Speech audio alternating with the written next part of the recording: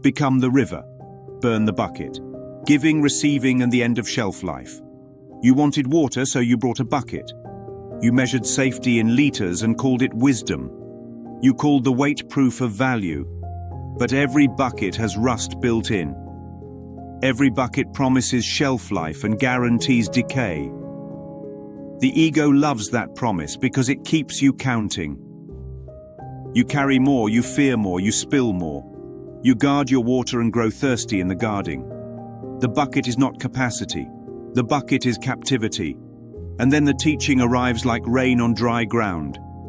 Step off the bank and into the current. Stop subtracting what cannot be subtracted. Stop hoarding what multiplies only in the giving.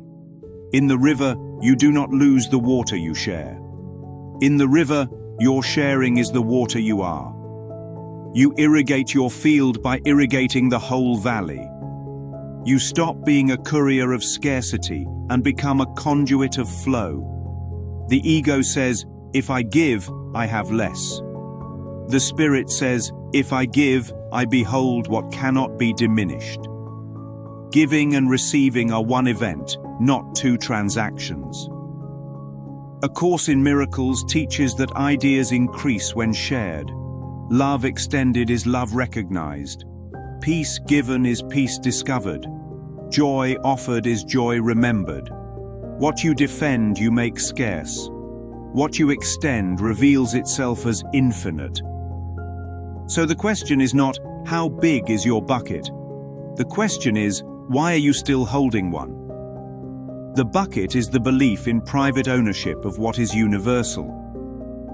It is the superstition that source can be portioned. It is the fear that the river will forget your name. The river has only one name, and it is not yours or mine.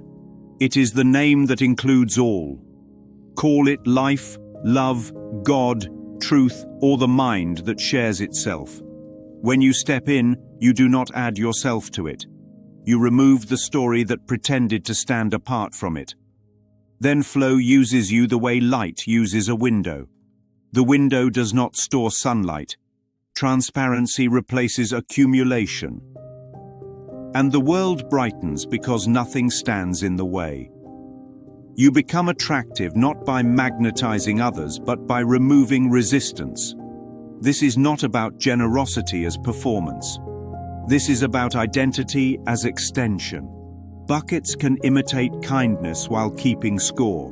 Rivers forget to count. The only cost of the river is the bucket. You cannot keep both systems. If you leap, fear has nothing left to grip. Leaping is simply this: stop deciding against your own nature. You were created to extend, not to store. You were created to communicate, not to contain. You were created to know, not to inventory. And knowledge dawns wherever withholding ends. Try it and watch the strange arithmetic of heaven. What you give remains with you and appears everywhere. What you keep shrinks to the size of your fear. The river is a school for trust. Trust moves like breath across the whole body of the sunship. Exhale love and watch the valley green. Inhale love and find you never ran out. And then move your feet. The field nearest you is the first to drink. When you live by buckets, everything perishes on schedule. When you live as river, time stops being your accountant. You begin to notice the agelessness of what you are. Not running out, but running through. And this is why the Course says salvation is a collaborative venture. Not because your bucket is insufficient, but because there never were buckets.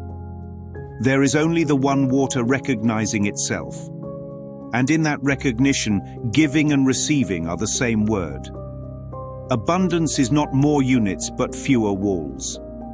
Extension is circulation, not sacrifice. What flows through you identifies you. Keep nothing, and nothing keeps you small. Hold nothing back, and nothing holds you back. Let the river write your ledger in light. Picture, if you will, a traveler at the edge of a river, muscles taut around the handle of a dented pail. He has counted his days by the ounces he could lift and the ounces he could hide. Tonight he loosens his grip, And something curious happens.